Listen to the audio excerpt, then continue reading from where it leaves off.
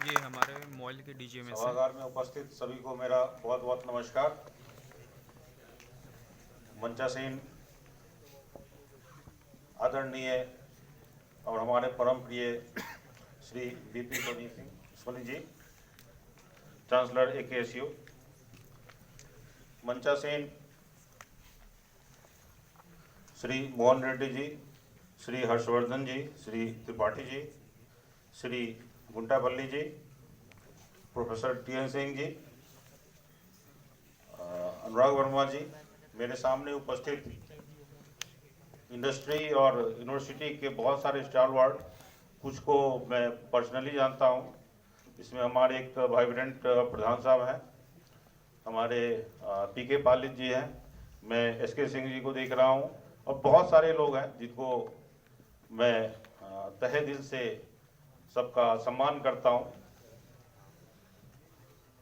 मित्रों, mining industry जिसके लिए ये सारा आयोजन किया जा रहा है, बेसिकली जो हमारे जर्नल्स हैं या फिर इंडस्ट्रीज़ हैं या यूनिवर्सिटीज़ हैं, जो भी है, ये हम चाहते हैं कि हमारा माइनिंग इंडस्ट्री एक इस तरह से प्रगति करे कि वो समाज के पूर्ण रूप से लाभ के लिए सामने आ सके। तो Indian mining and engineering journal, ये आज इनका डायमंड जुबली सेलिब्रेशन है। सबसे पहले मैं इनके जो पब्लिशर्स हैं, जो इसके एडिटोरियल बोर्ड्स में हैं, उनको मैं तहे दिल से बहुत बहुत बधाई देना चाहता हूं कि आज वे चलते चलते आज 60वें वर्ष में प्रवेश किए हैं। ये बहुत बड़ी उपलब्धि है, ये देश के लिए बहुत बड़ी उपलब्धि है कि माइनिंग जर्नल कुछ सीमित कंधों पर चलते हुए यहाँ तक आ गया है। ये कंधे जो हैं इतने मजबूत हैं कि इनको आज 60 साल तक लेके आ गए हैं। अब अभी जो हैं, जो कंधे इनको आगे बढ़ा रहे हैं, उनका तो बहुत ही स्ट्रॉन्ग कंधा है, लेकिन अब आगे जो समय आएगा उसके लिए जो नेक्स्ट जनरेशन है, जो मैं सामने बहुतों को देख रहा हूँ, उनके लिए एक चुनौती वाला मामला है कि कैसे इस जर्नल को हम बहुत ही बढ़िया तरीके से समाज के लाभ को देखते हुए आगे बढ़ावे, ताकि ये प्रासंगिक बने रहे, रिलीवेंट बने रहे सोसाइटी के साथ। अभी इसके चीफ एडिटर सिंघम जी हैं, नाम से ही सिंघम है, तो मैं ये आगे जो अब पीढ़ी आएंगी उनके लिए बोलना चाह रहा हूँ कि वो ये ध्यान में रखें कि आज के डेट में सिंघम है, और ये सिंघम जी से अनुरोध है कि कुछ ऐसा करें कि आगे आने वाली पीढ़ी ध्यान रखे कि एक सिंघम था। तो आपके ऊपर विशेष जिम्मेवारी है, आपसे मेरा थोड़ा कुछ भी कह लेने का हक बनता है, इसीलिए मैं आपसे अनुरोध भी करता हूँ और हक के साथ बोलता हूँ कि थोड़ा सा आप जिससे समाज के लाभ के तरफ बढ़े ये जर्नल, उसके तरफ भी थोड़ा सा और ध्यान देने की जरूरत है। आप कर रहे हैं काम, अच्छा काम कर रहे हैं। और जो मेरे सामने जो स्टूडेंट्स हैं, उनको ये मेरा संदेश है कि आप अपने फील्ड में काम करते हुए जो काम का जो सार है वो दूसरों को कैसे मिले, इसको ध्यान देने की जरूरत है। जर्नल का यहाँ पे एक अहम रोल है, कोई भी जर्नल का। ये Indian mining and engineering journal पिछले 60 साल से माइनिंग इंडस्ट्री को प्रकाशित करते हुए आ रहा है। ये प्रकाश आगे जारी रहे।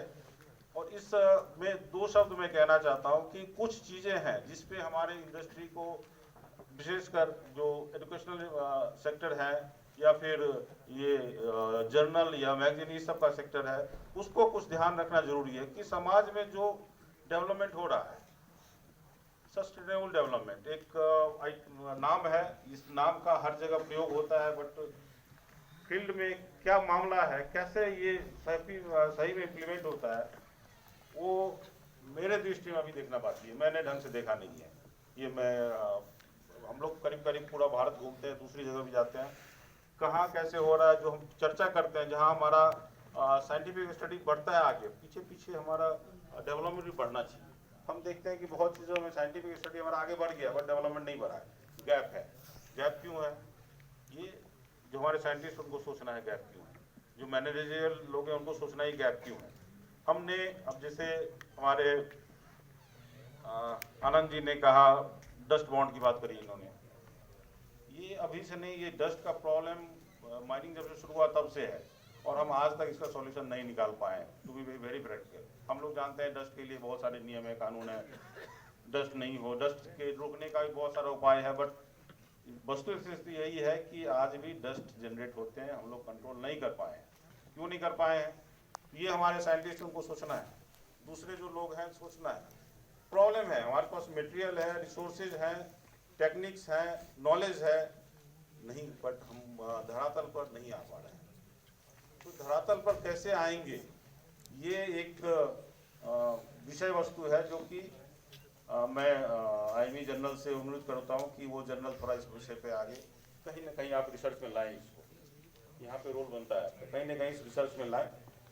अब थोड़ा सा मैं जो एजुकेशनल सिस्टम है उसमें क्या अभी थोड़ा सा ज़रूरत है, मैं बता रहा हूँ। हमने DGMS की तरफ से या गवर्नमेंट ऑफ इंडिया की तरफ से हमारे यहाँ बहुत सारे एग्जामिनेशन होते थे, हमने कुछ रिलैक्सेशन किए हैं। जैसे गैस टेस्टिंग एग्जामिनेशन होते थे जिसको किए बिना बाकी सर्टिफिकेट्स नहीं मिलते, लोग माइंड में स्पेशली पोस्ट पे काम नहीं कर सकते थे, उसको हमने रिलैक्स किया है। रिलैक्स कर दिया क्या, हम एग्जामिनेशन नहीं लेंगे। इसका क्या मतलब कि हम एग्जामिनेशन नहीं लेंगे, तो जो हम एग्जामिनेशन जिस सब्जेक्ट का लेते थे, अब आपसे अनुरोध है AKS यूनिवर्सिटी या और जितने भी माइनिंग के पढ़ाई जहाँ होती है उनसे अनुरोध है कि वो चीज़ आप बच्चों में डालें, कि उनको जो हमने टेस्ट बन किया वो बच्चों में डालें कि वो जानते हैं, उनको जानकारी में आ जाए कि ये काम क्या है, कैसे करना है, वो अपने करिकुलम में ले आवे ढंग से। और उनको नहीं होता है तो एक छोटा सा पेपर भी आप डाल दें तो वो एक चीज़ आ जाएगी। दूसरा, हमने जैसे फर्स्ट एड सर्टिफिकेट हमने रिलैक्स कर दिया कि आप कर सकते हैं, आपका AKS यूनिवर्सिटी को भी हमने दिया है, रिकॉग्निशन दिया है फर्स्ट एड के लिए, यहाँ पर करने।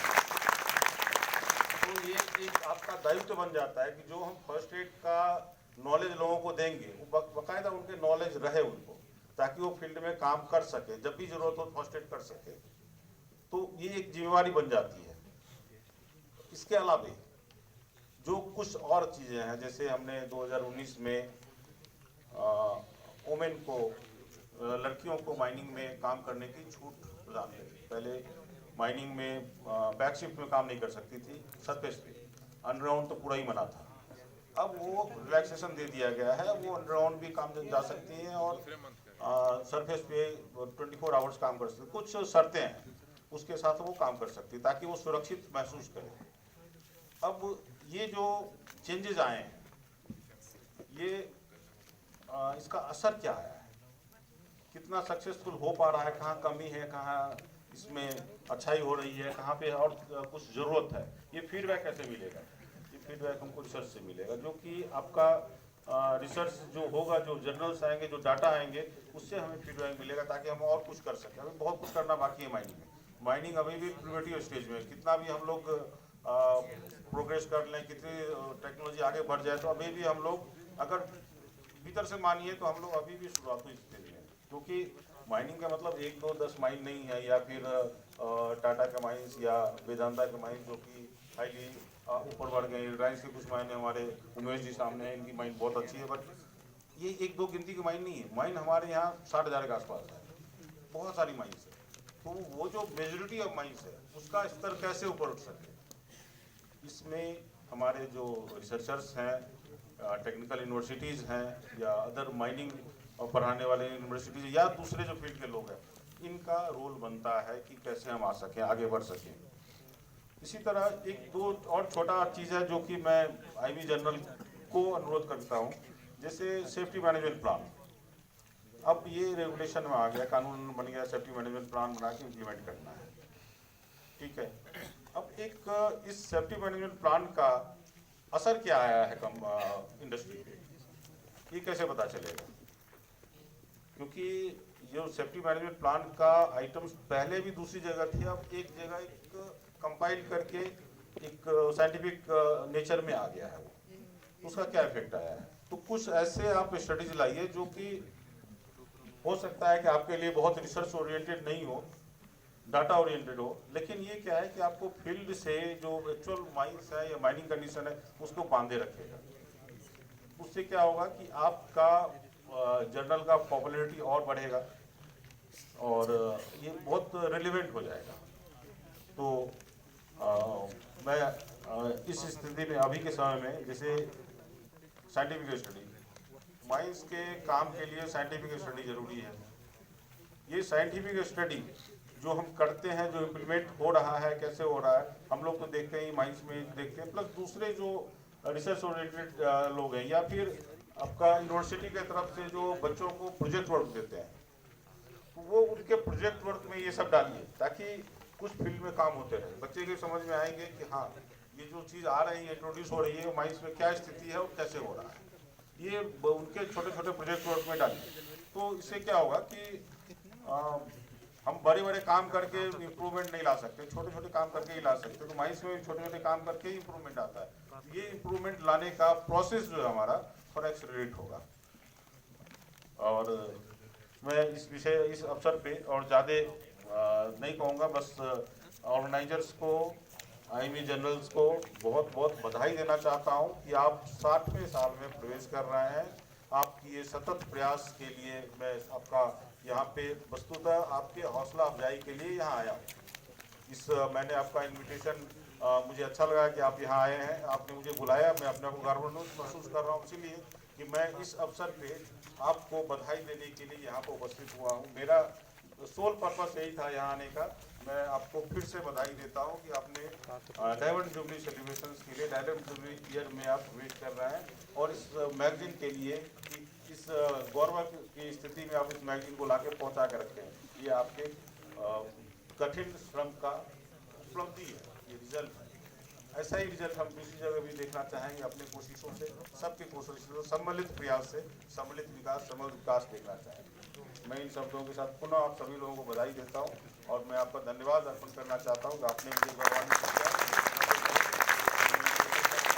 किया। आप सभी का बहुत बहुत धन्यवाद। जय हिंद, जय सुरक्षा, जय संस्था। Thank you.